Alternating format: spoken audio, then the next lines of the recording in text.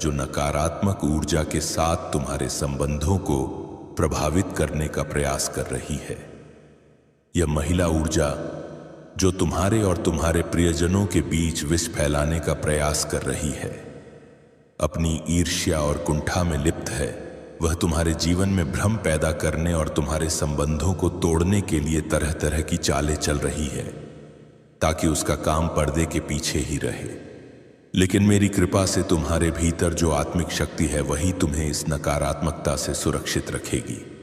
अब तुम्हारे पास यह दिव्य क्षमता है कि तुम नकारात्मकता के सभी प्रयासों को निष्फल कर सको।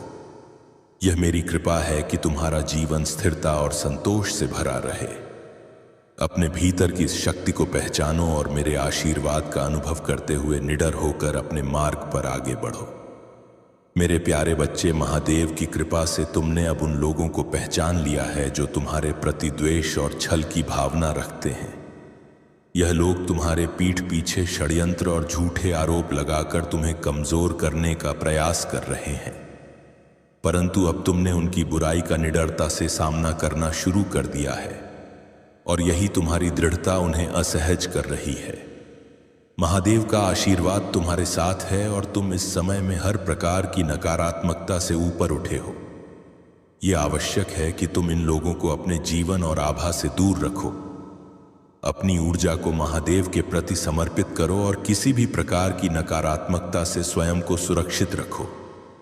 दिवाली के समय जो नकारात्मक प्रयास हुए, उनकी ऊर्जा अब तुम्हारे ऊपर नहीं बल्कि इन्हीं पर लौटेगी। महादेव की कृपा से यह बुराई उनकी अपनी ही जीवन में दुख का कारण बनेगी और यह उन लोगों के लिए एक सीख होगी जो नकारात्मकता फैलाने का प्रयास करते हैं। महादेव के आशीर्वाद से तुम्हारा यह मार्ग सुरक्षित है। हर कठिनाई को सहज स्वीकार करो और महादेव पर अपने विश्वास को इग बनाए रखो। मेरे प्यारे बच्चे, तुम्हारी आत्मा की सच्चाई, मेहनत और सकारात्मक ऊर्जा ने तुम्हें उस अंधेरे से बाहर निकाला है जो तुम्हारे चारों ओर फैला हुआ था।